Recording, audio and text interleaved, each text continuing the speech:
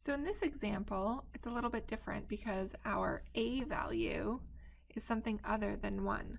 So there's many different ways that you can factor these equations.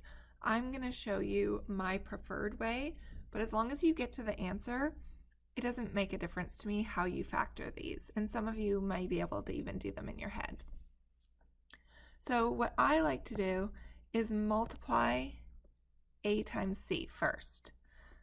A times c, which gives us 2 times 7, which is equal to 14. So that's step 1. Step 2 is we're going to rewrite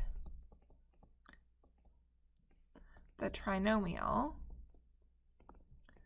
with a is equal to 1 and c is now equal to a times c. So I'm going to rewrite this as x squared plus 15x, so the b value stays the same, and then instead of 7, I'm going to put a times c. This is our b value, and this is 1. Then, now that our a value is equal to 1, we're going to factor, because we're more comfortable with factoring questions like this. So we're looking for numbers that multiply together to get 14, and they add together to get 15. So those factors are going to be 14 and 1.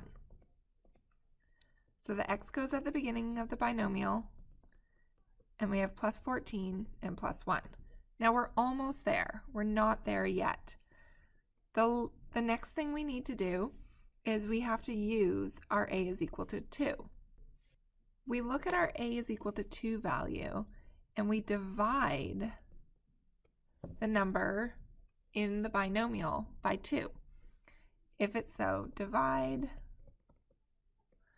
the number in each binomial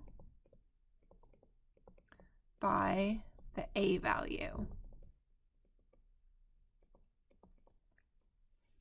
So if it simplifies, so in the first one it does, we just simplify it. So with 5, then we simplify.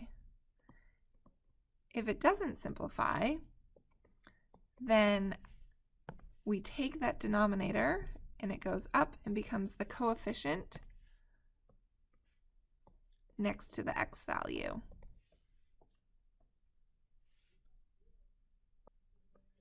So our final answer is x plus 7 and 2x plus 1. Go ahead and FOIL that to check your answer. Let's try another one. So we're going to multiply a times c, which is 18. Then we're going to rewrite the equation where a is equal to 1. The b value stays the same. So b is equal to 11, and then we have a times c. Then we factor.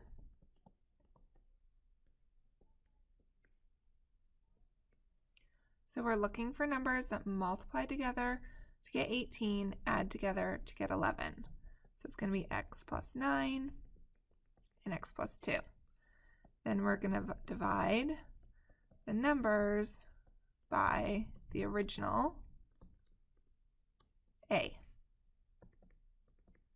So we end up getting x plus 9 over 9 and x plus 2 over 9.